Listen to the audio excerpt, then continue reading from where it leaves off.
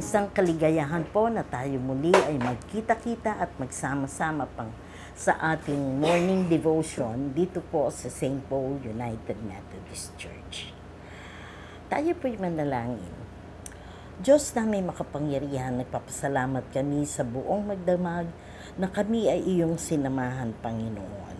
Kaya naman taglay namin ang panibagong kalakasan at ang biyaya ng buhay na punong-puno ng pag-asa. Muli, Panginoon, samahan mo kami sa aming pagbubulay-bulay ng iyong mga salita. Ang iyong banal na Espiritu ang siyang pumagitna sa aming pag-aaral ngayong umaga. Nang ito ay tumimo sa aming mga buhay, mangusap ka, Panginoon, sa iyong mga anak. Ang lahat na ito'y dinadalangin namin sa matamis sa pangalan ni Jesus. Amen. Again, God's morning po sa ating lahat. Ang ating pong scripture ngayong umaga ay matatagpuan po sa Aklat ng Mga Awit, Kabanata 100, talatang 1 hanggang 5. At ang babasahin ko po ay tatlong talata lang po. Talatang 2, si Yahweh ay papurihan, paglingkuran siyang kusa, lumapit sa presensya niya at umawit na may tuwa. Talatang 3, o si Yahweh ay aking Diyos. Ito'y dapat na malaman.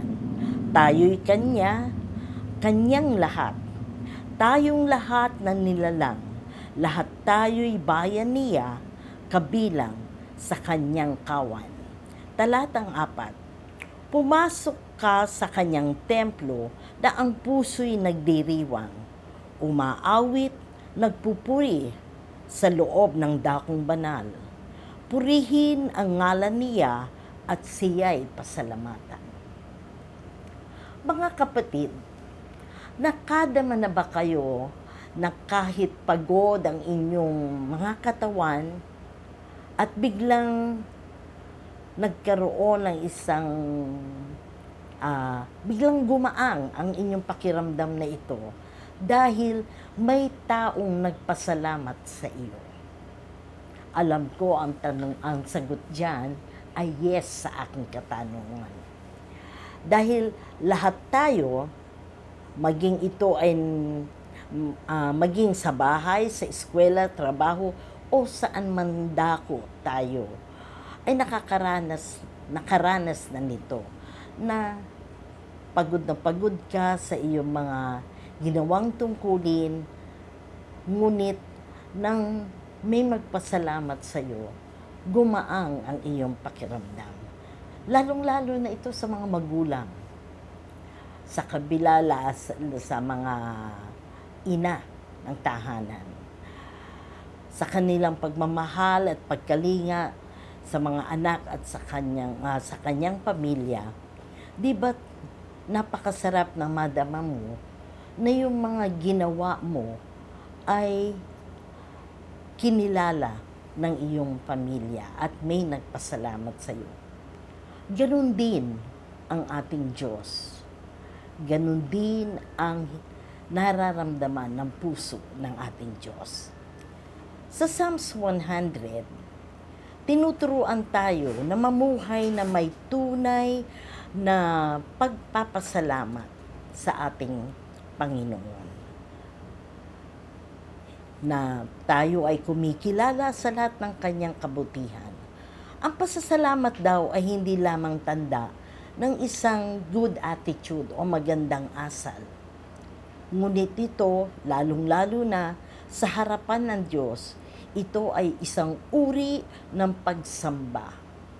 Kaya, ang thanksgiving, giving gratitude to God, pasasalamat ay isang uri ng pagsamba.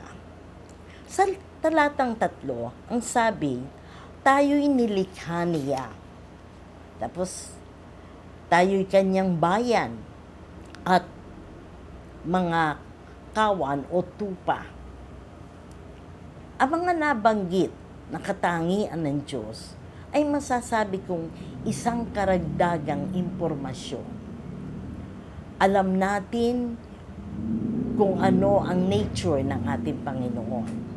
At sa talatang 2 at 4, ang sabi, si Yahweh ay papurihan, paglingkuran, tayo'y pumasok sa kanyang templo na may pusong nagdiriwang, umaawit, nagpupuri sa loob ng dakong banal. At sa bahaging ito, dito tayo nagkakaiba-iba ng uri ng pagpapasalamat or acknowledgement sa mga pagkilos ng ating Panginoon sa ating buhay. Acknowledgement with the root word of know or knowing.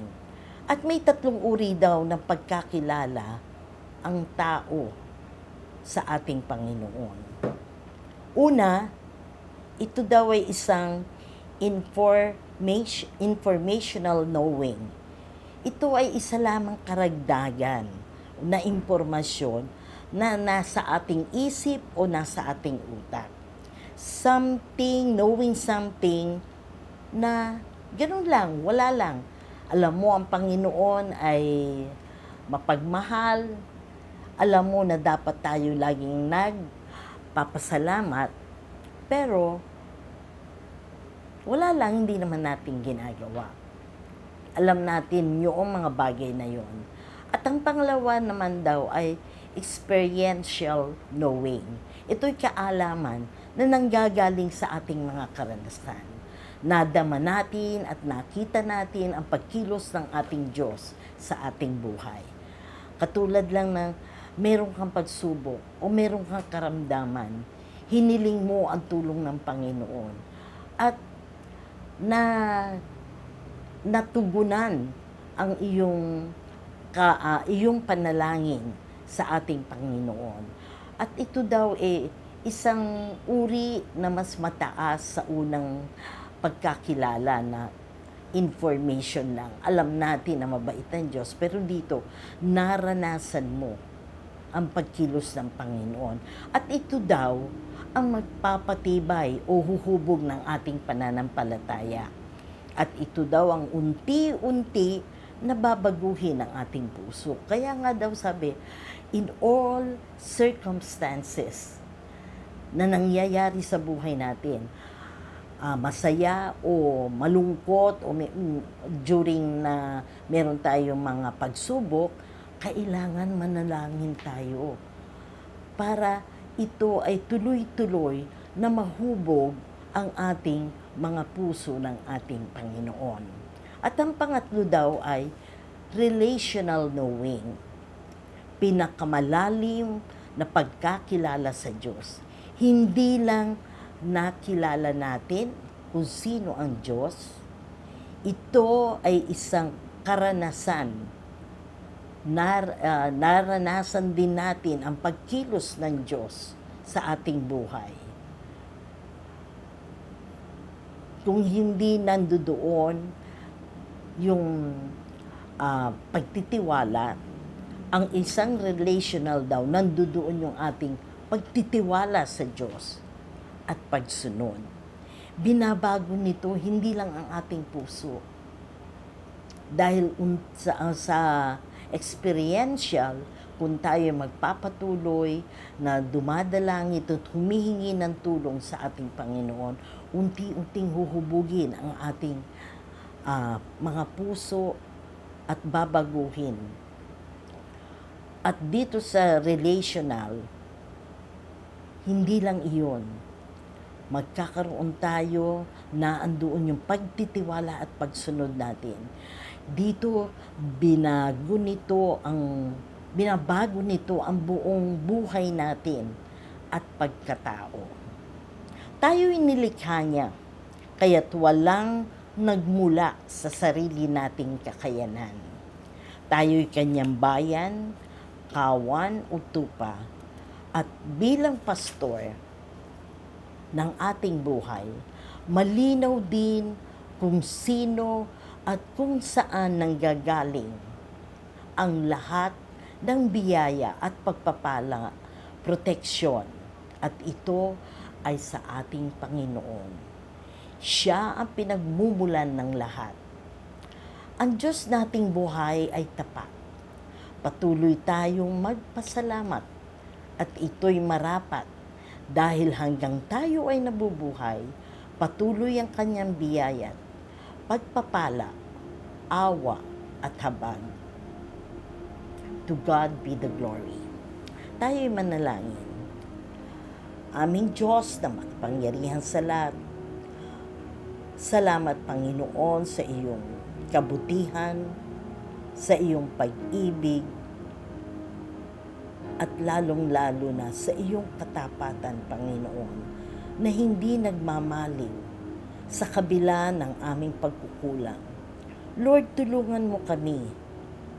Huwag mo kaming susukuan o pabayaan. Tulungan na kami ay lumapit sa iyo sa araw-araw, Panginoon, na may pasasalamat sa anumang sitwasyon ng aming buhay, nang may kagalakan dahil batid namin, Panginoon, na lahat ng nangyayari sa aming buhay, Panginoon, ay mayroong kang plano. Lahat ng nangyayari sa buhay, pangyayari sa buhay namin, ay may purpose, O Lord. At ang buhay na pangako mo sa amin ay isang buhay na maayos, prosperous, at ang pangako ng kapanatagan ng buhay. Kadalasan, Panginoon, nakakalimutan namin, di namin nakikita o nauunawaan ang mga sitwasyon o pangyayari sa aming buhay. Pero batid namin, Panginoon, ang mga ito ay ginagamit mo para hubugin kami, paalalahanan kami, at ang hiling lang namin, Panginoon, na lagi mo kaming samahan. Muli, Panginoon, sa aming pagkukulang at sa aming mga kasalanan, patawarin mo kami. Maraming salamat, Panginoon, sa iyong kabutihan, pag-ibig at katapatan sa mga pangako mo, Panginoon, na aming pinanghahawakan. Ang lahat na ito'y dinadalangin namin sa matamis na pangalan ni Jesus. Amen.